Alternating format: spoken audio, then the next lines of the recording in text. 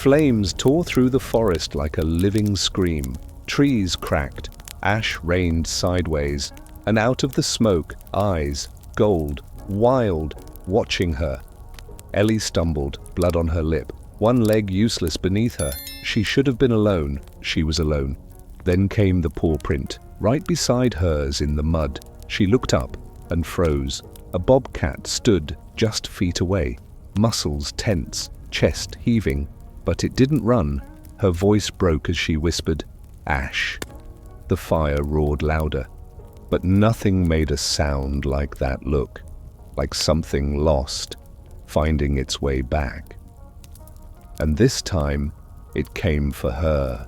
The first time Ellie Foster touched the earth in Ember Hollow, she wept. It wasn't a loud cry, just one of those silent, shoulder-shaking releases, grief that had waited too long for space to breathe. She'd come to the Montana woods with nothing but a duffel bag, a second-hand camera, and a hollow place inside her chest where the sound of a heartbeat used to echo twice. After the miscarriage, after the hospital, after the slow dismantling of a relationship too fragile to survive loss, she'd disappeared. No one knew the exact address of the cabin. That was the point. The place was quiet in a way the world had forgotten. Wind through pine, creak over stone, the occasional knock of an acorn against a tin roof. The trees here didn't ask her to be okay, they just were. And for Ellie, that was enough. Most mornings she wandered just after dawn, boots damp with dew, fingers curled around the lens of her Canon. Wildlife, she'd learned, didn't need words. You had to earn their nearness with stillness, patience, and a breath held long enough to tremble. She'd seen foxes, elk, even a black bear from a polite distance, but the bobcats, they were ghosts, barely a whisper on the underbrush, until that day. It started like any other, breakfast of oats, tea brewed slow, and a quiet hike past the ridge. Then the wind changed. It came sudden and sharp, dry, electric. Birds lifted in a mass. A hawk screeched overhead. Ellie turned, sniffed once. Smoke. By the time she spotted the first flicker of flame dancing through the western tree line, it was already too late to contain. Wildfire. She moved fast, grabbed her emergency kit, her camera, the small tin box of letters she couldn't bear to throw away. As she reached for the doorknob, she heard it, a sound like a scream strangled halfway through, a high, wild yowl. She froze. Again, closer this time. Something alive was in the woods, and against every survival instinct, Ellie turned back. She followed the cry into the smoke. Her lungs burned, branches slashed her arms. The sky, once blue, blurred into a violent orange. Then, beneath a half-collapsed cedar, she saw it, a bobcat kitten, no bigger than a house cat, spotted coat dusted with soot, one paw curled under its body, trembling. Ellie dropped to her knees. "Hey, hey!" "It's okay?"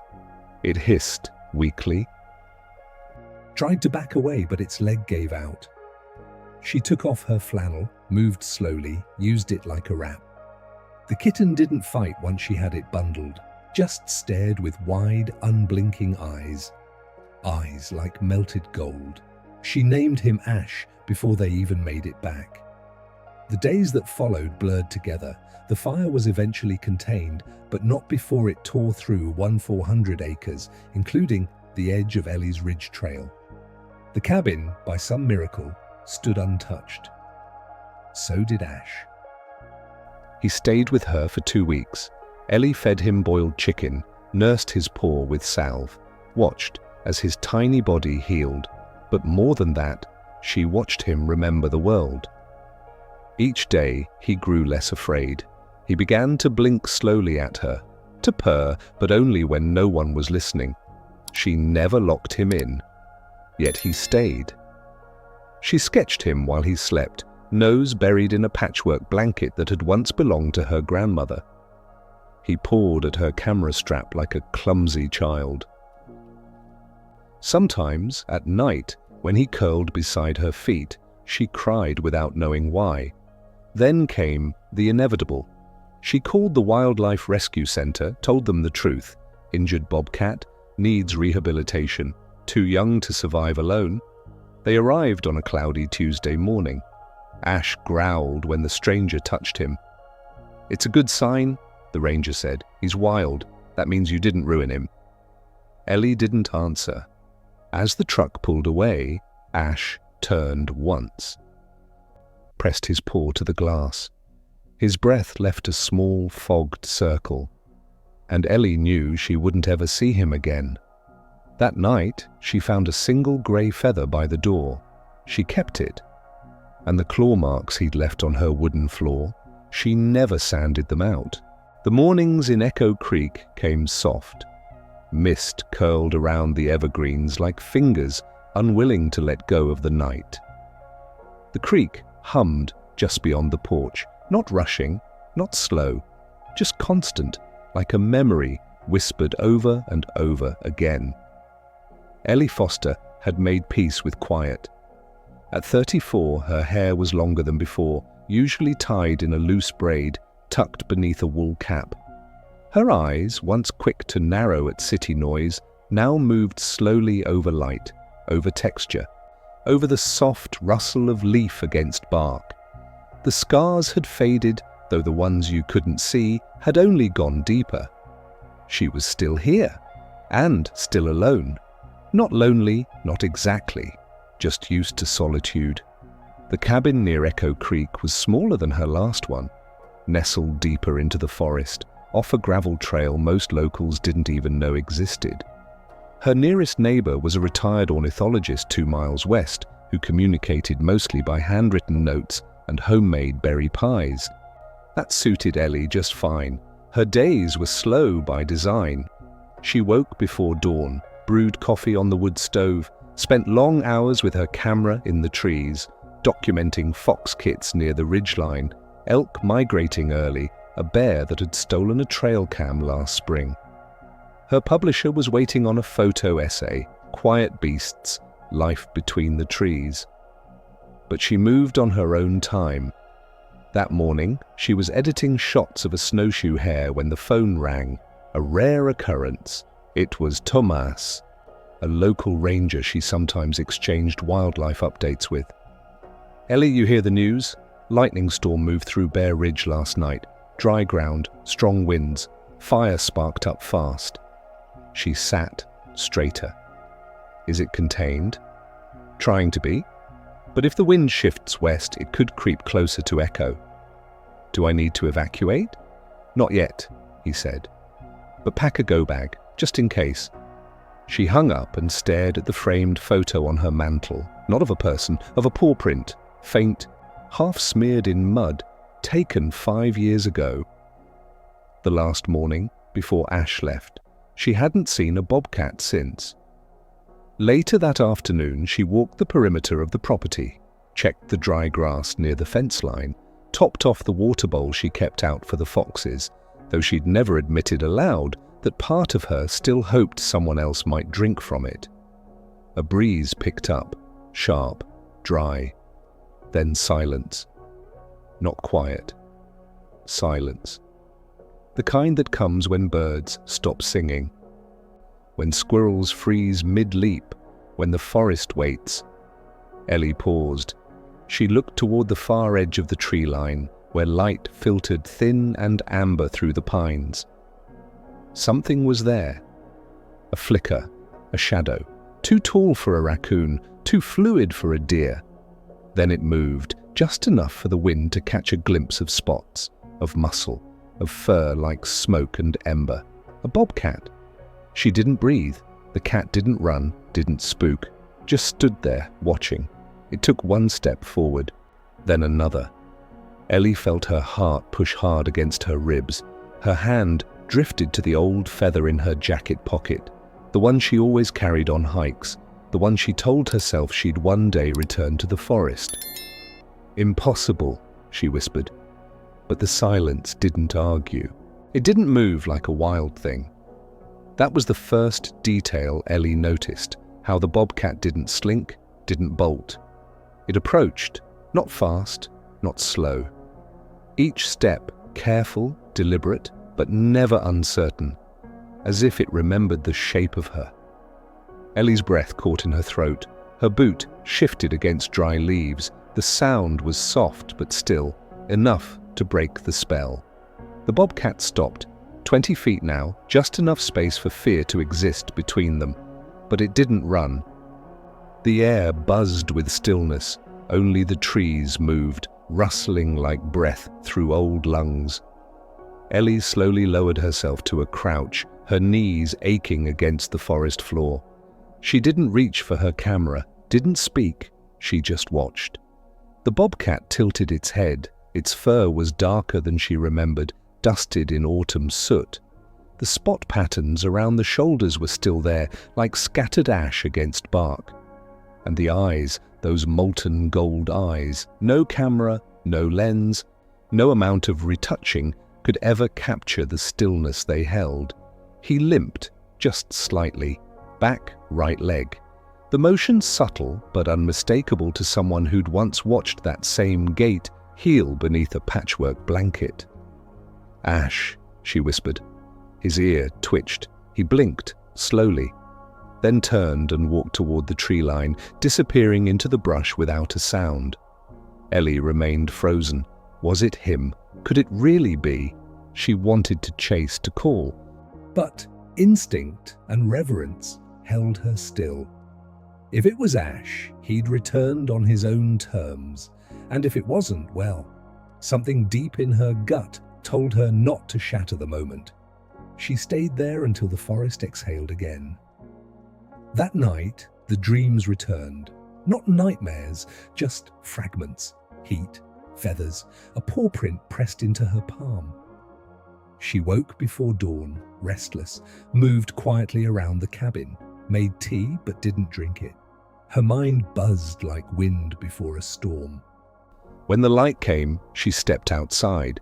The water bowl was empty, but beside it, mud, softened from last night's mist, was a print, just one, a clear, four-toed imprint, wide pad, slight spread in the front toes, not fresh, but not old either.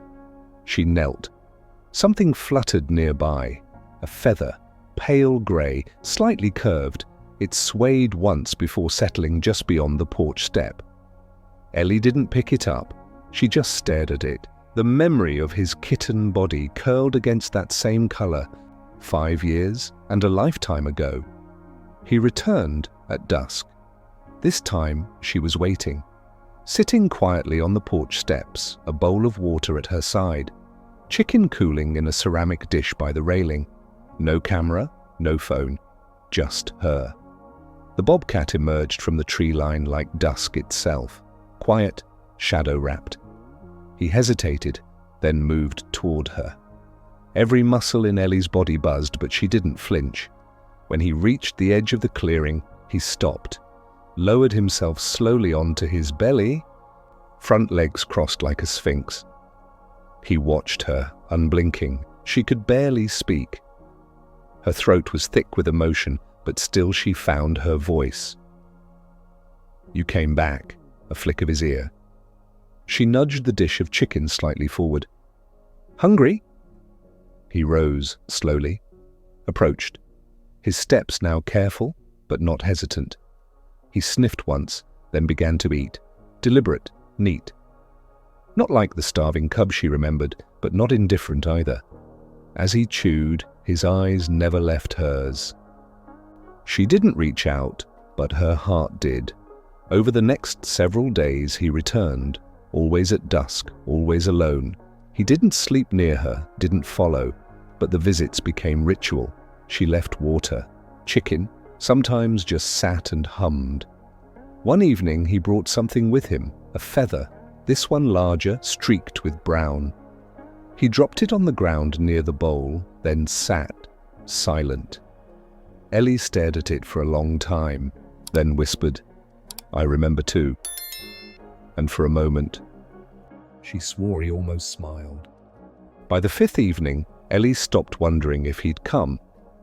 She simply prepared. The same ceramic bowl placed on the same spot. Chicken cut into pieces, water freshly poured. A blanket folded on the porch beside her, not for the bobcat, but for herself, though he eyed it each night like he remembered its warmth. She didn't call him Ash aloud anymore. It felt presumptuous, but in her heart the name echoed like a lullaby, quiet, private, sacred. The weather shifted, autumn deepening its grip on the forest.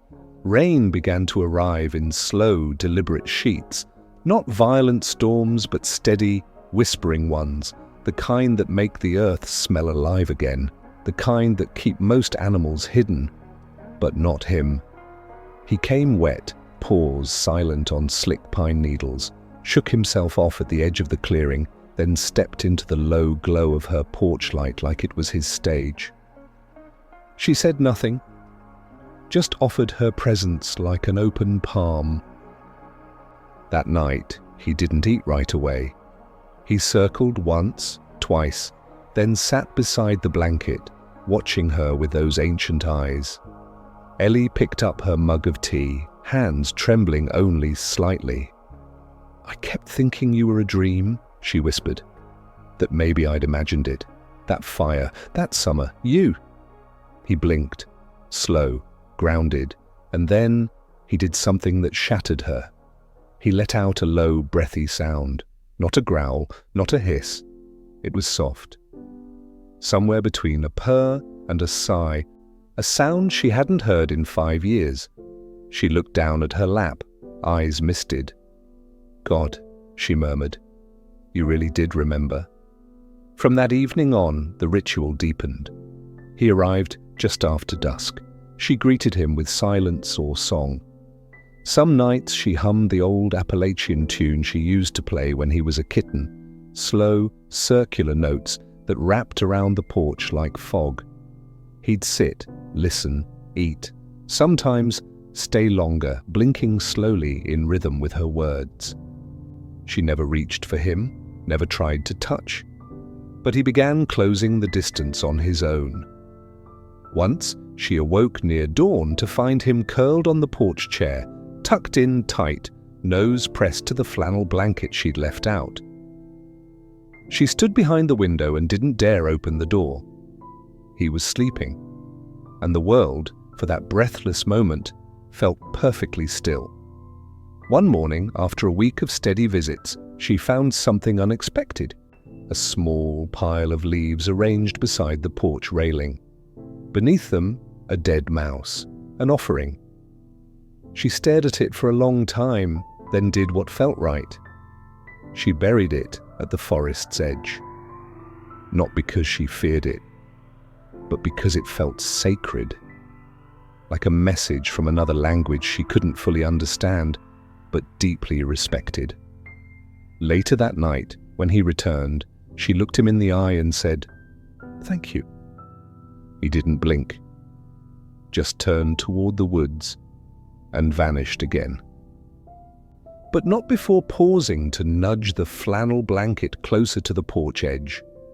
On the 8th night, something new happened. Rain was falling, cold and steady. Ellie was inside, curled with a book, when she heard it, a soft scrape at the screen door. Not claws, not scratching, just a gentle push. She opened it slowly. There he was, drenched, shaking water from his fur. She stepped aside. For a long moment, he stood at the threshold. Then, slowly, he crossed it. Into the cabin. Into the space between then and now. He didn't explore, didn't dart. He walked straight to the corner where Harold's old armchair sat, still patched with age, still bearing the faintest scent of pine oil and books. He circled once and lay down, exactly where Harold's feet used to rest. Ellie didn't speak. She just watched him settle, wild breath softening, muscles unwinding, paws twitching in sleep. A small sound escaped her, half laugh, half sob. "You stubborn thing," she whispered. "You weren't just visiting, you were coming home." The wind arrived first, not a breeze, not a whisper, but a sudden, dry howl that swept through the valley like a warning. Ellie stepped outside, mug in hand, the porch light flickering as pine needles scattered across the floorboards. The air felt strange, charged, as if the earth itself was holding its breath. Ash was late. He'd never come during daylight, but something told her tonight would be different. A low rumble in the distance, then a flash. Lightning, sharp and white, followed by a pause. Then another rumble, louder, closer. Ellie turned toward the ridge. Smoke, not much, not yet. Just a thin plume rising behind the tree line, the color of bruised sky. Her heart thudded. Not again. She dropped the mug, ran back inside. Her emergency kit was ready, always was, since the last time. Battery lantern, flares, portable radio, documents, her camera, the tin box of letters, the feather. She paused only to grab the chicken from the fridge, dumping it into a plastic container because somewhere in her mind, he mattered too. She opened the back door. Ash! Nothing but wind. The trees moved, restless and loud, the scent of smoke now unmistakable, closer. She moved fast, loading the truck, an old Chevy she'd learned to keep half-packed just in case. Then it happened. She stepped off the porch with a crate in hand. Right foot landed wrong, a patch of wet leaves. Her ankle twisted sharply beneath her. She went down hard. The world tilted. Pain shot through her leg, sharp, hot. She gasped, tried to sit up, couldn't. Her foot was useless, the kind of useless that came with swelling. Ash! But again, only wind. She dragged herself upright with effort, pulling herself toward the porch step, clawing at the railing. Flames hadn't reached the property yet, but the orange glow had begun to kiss the tops of the trees, closer than safe, much closer. The radio crackled on the truck dashboard, something about the fire-jumping containment lines, about mandatory evacuation for Echo Creek, but she couldn't move, couldn't drive, couldn't run. All she could do was crawl back onto the porch, her body slick with mud, hair sticking to her face, breath short. She lay there, shivering, and waited. For what, she didn't know. Rain, maybe, a miracle, or the end. Night fell, and with it came the fire. It didn't roar, not at first. It crept. A glow behind the trees, a new light in the windows, orange, pulsing, a heartbeat from hell. Ellie pressed her forehead to the porch boards, eyes closed. Then, movement. At first, she thought it was flame, a flicker, but it was fast, low to the ground, a shadow. Then footsteps. She opened her eyes. There, on the porch, was Ash, soaked, wild-eyed, his flanks heaving. He stepped forward. His nose brushed her knee. She flinched, sobbed. "You shouldn't be here. You should run." He didn't move. He nudged her again, firmer this time, then turned. Took a few steps toward the trail, stopped, looked back. Ellie blinked. "No," she whispered. "You can't." He waited, another step, looked back again. Then she understood. He wasn't leaving, he was leading. Ellie used her arms to drag herself toward the edge of the porch. Ash stayed close, his body tense, tail low. She winced with every movement, her ankle now twice its size.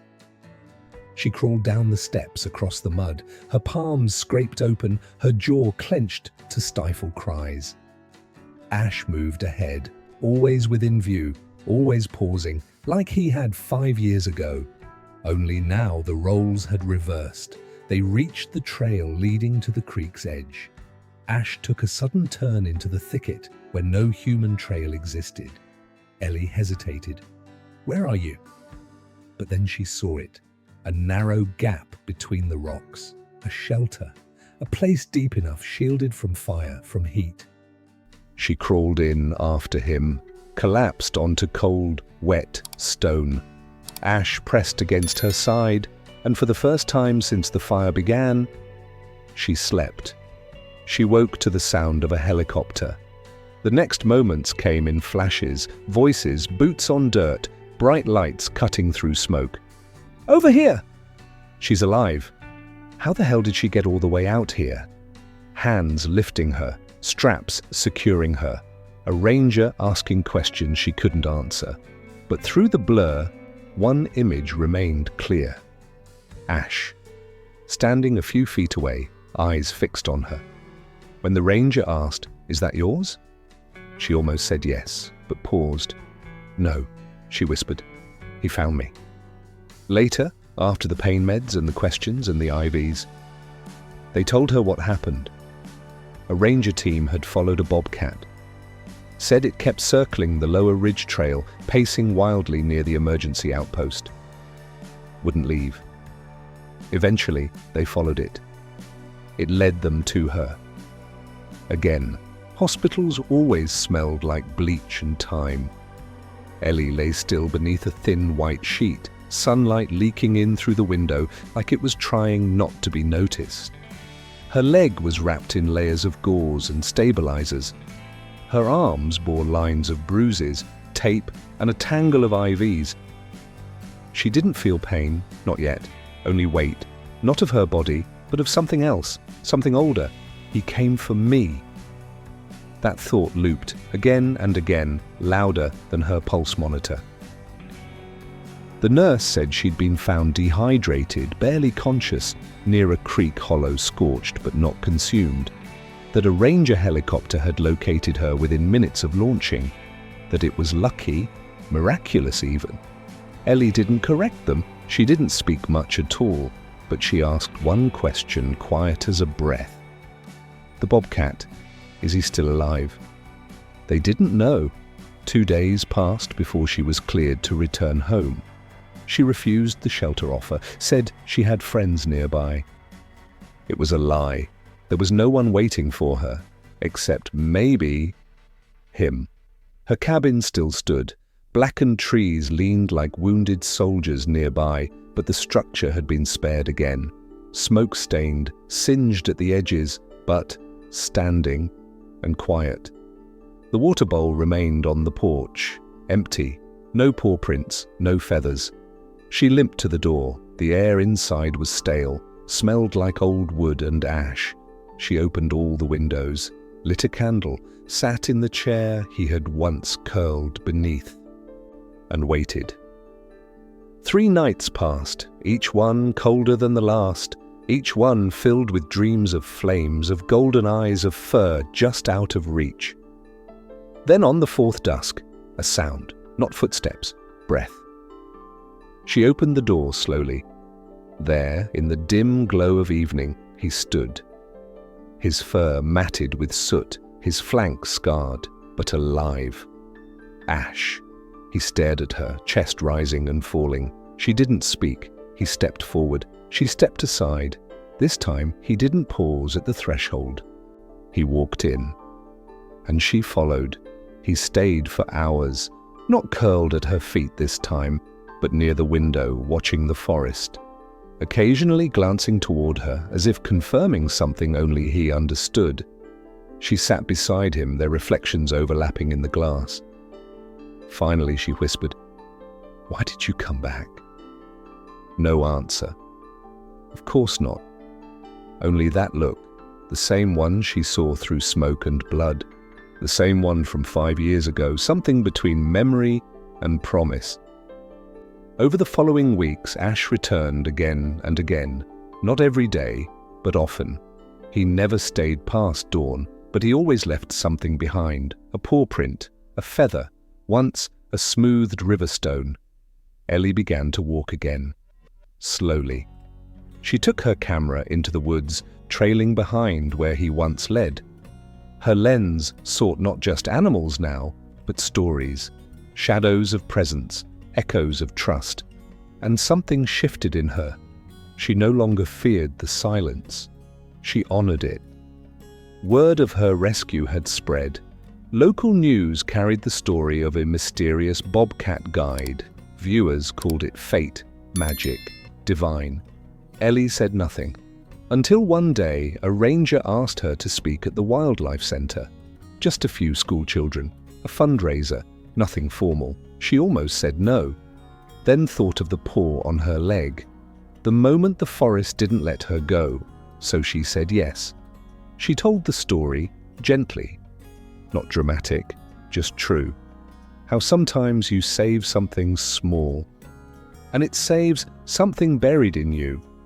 How healing doesn't always look like medicine. Sometimes it looks like a paw print in ash. The children were silent. Then one little girl raised her hand. "Do you think he still remembers you?" Ellie smiled.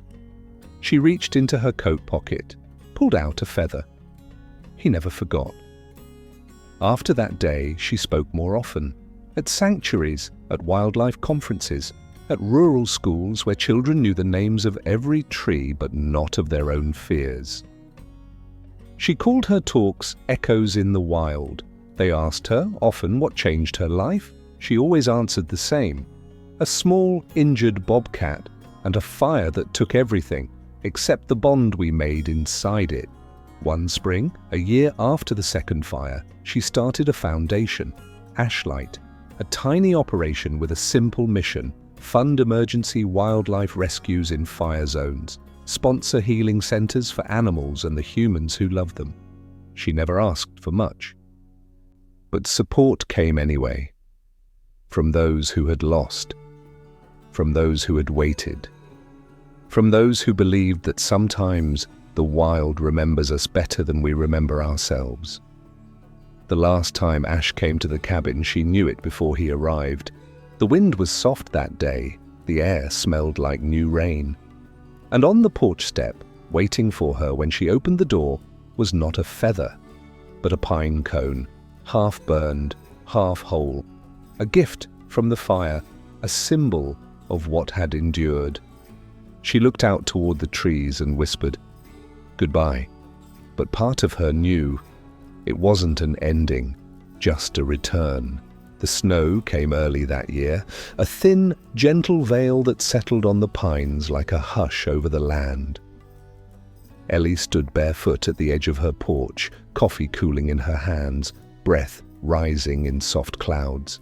Her ankle still ached when the cold set in, but she didn't mind it anymore. Pain, she had learned, was proof of survival. She looked down. There, in the fresh dusting of snow, just before the first step, was a single paw print, not deep, not fresh, just enough to know he'd been there. And beside it, a feather, small, pale grey, curved at the tip like a comma at the end of an unfinished sentence. She knelt, pressed her fingers to the snow and closed her eyes. "Thank you," she whispered, not to the wind, to the presence, to the bond. The calls came after that, emails, letters, messages from people across the country, and then the world. Her story had traveled farther than she ever expected, translated, quoted, even animated in one European documentary. But what struck her most were the private ones. A mother who'd rescued a crow that wouldn't fly, a man who spent 2 years rebuilding a pond for displaced turtles, a teenage girl who stopped traffic to carry an injured fox to safety in her coat. They all said the same thing. I thought I was the only one who felt it. Ellie responded to each message personally, because she remembered what it meant to be alone in a forest, holding something wild and wounded, wondering if you could really make a difference. When the Wildlife Center in Kalispell invited her to speak again, she hesitated. It had been a year since the fire, since Ash. But something inside nudged her, not a voice, not a memory, just movement. Like paws in snow, she accepted. That afternoon, she stood before a room of faces, some young, some lined by years and wind. Behind her, projected on the wall, was a photo she'd never shared publicly before. A single feather resting on a wooden porch rail. She didn't talk about heroism or fate. She talked about listening, about waiting, about the power of staying still when something afraid decides to trust you, and about the second chances fire can give if you're willing to walk through it with your eyes open. They didn't clap at first, just silence, thick, beautiful. Then one child, no older than 10, raised their hand. "Do you think he loved you?" Ellie blinked, then smiled. "I think he remembered who I was, and he came back anyway." A few months later, she founded the Ashlight Foundation. Not large, not loud, just a quiet promise stitched into something real. Ashlight provided rapid support for wildfire wildlife rescues, supplies for field medics, cameras for young photographers trying to tell untold stories, partnerships with sanctuaries who specialized in healing not just animals, but people too.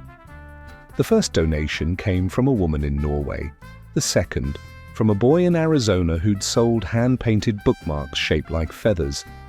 Every cent felt sacred. Ellie still lived near Echo Creek, still walked the ridges in the early morning light, camera slung across her chest, heart open to whatever stirred in the silence. Ash never returned, not really, but sometimes, just before dawn, she'd catch the whisper of fur moving between trees, a shape in the fog, a warmth in the air. Once, while sitting on the porch with a cup of mint tea, she found something tucked beside the step. Not a feather, a photograph, one of hers, missing since the fire.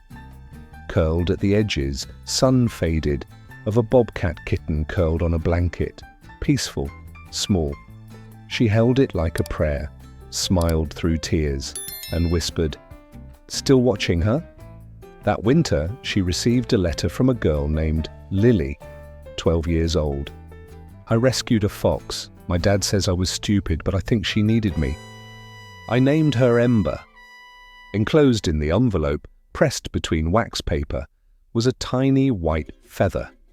Ellie wrote back by hand, told her she was brave, that wild things remember, that kindness leaves footprints, even in ash, and included a feather of her own.